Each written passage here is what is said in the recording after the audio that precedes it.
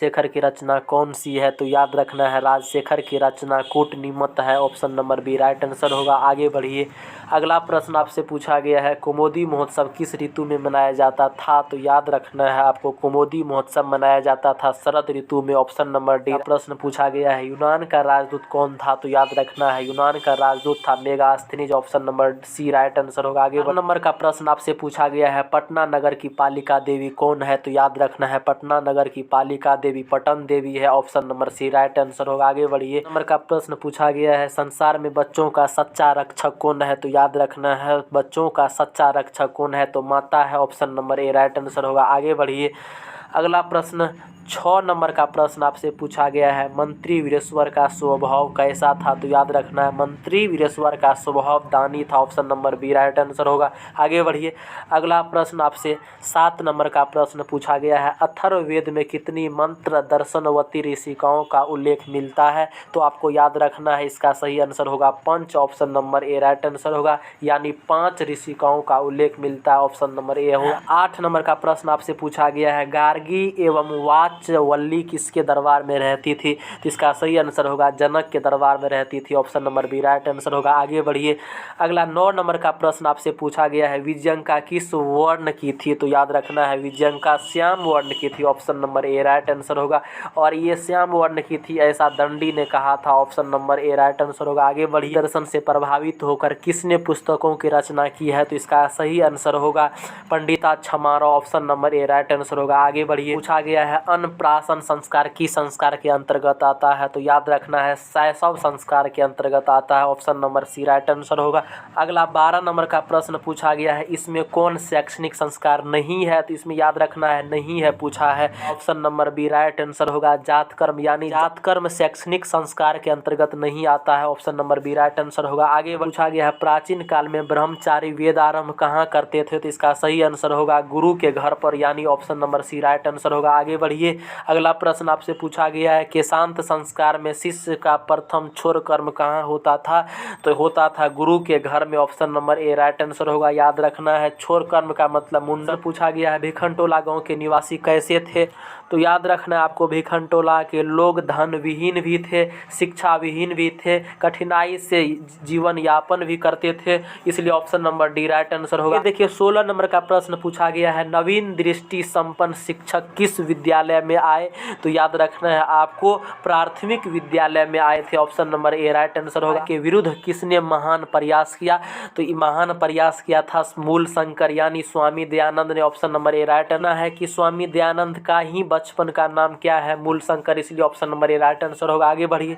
का प्रश्न आपसे पूछा गया है मूल शंकर यानी स्वामी दयानंद ने सत्यार्थ प्रकाश नामक ग्रंथ की रचना किस भाषा में की? तो याद रखना है राष्ट्रभाषा हिंदी में की थी। Option number C right answer होगा। प्रश्न आपसे पूछा गया है वेदों के प्रति धर्मानुयायियों का ध्यान किसने आकर्षित किया?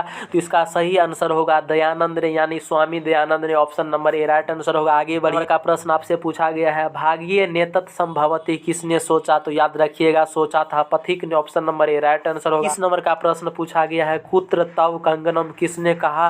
तो याद रखना है ये कहा था पथिक ने। Option number C right answer. ब्राह्मण के वेश में कर्ण के समीप कौन जाता है? तो याद रखना है कर्ण के समीप जाता है Indra. Option number C right answer होगा। 24 नंबर का प्रश्न आपसे पूछा गया है कर्ण ब्राह्मण वेशधारी इंद्र को पहले क्या देना चाहता था? तो याद रखना है हजारें गायें देना चाहता था दान में। Option number A right answer हो। पूछा गया है कर्ण किस देश का राजा था? तो याद रखना है कर्ण था अंग देश का राजा था। Option number A right answer. इस नंबर का प्रश्न आपसे पूछा गया है आज अशांति सागर तट पर कौन स्थित है?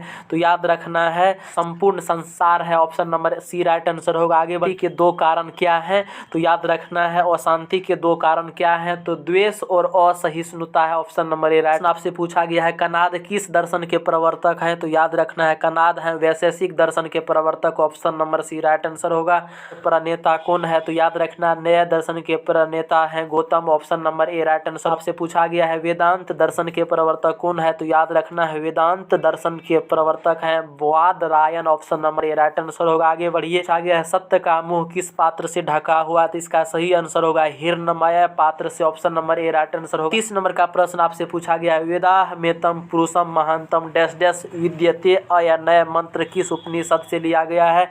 का सही आंसर होगा श्वेता श्वेतरोप Upanishad, option number B right answer होगा। प्रश्न आपसे पूछा गया है देवता लोग किस देश की स्तुति करते हैं, तो याद रखना है भारत देश की स्तुति करते हैं, option number A right answer होगा। आगे है तो याद रखना है परम संतोष देने वाली है विद्या, option number A right answer. 35 number का प्रश्न आपसे पूछा गया है परम सुख देने वाला क्या है, तो याद रखना है परम सुख देने वाला कौन है, तो अहिंसा है, option number B right answer होगा।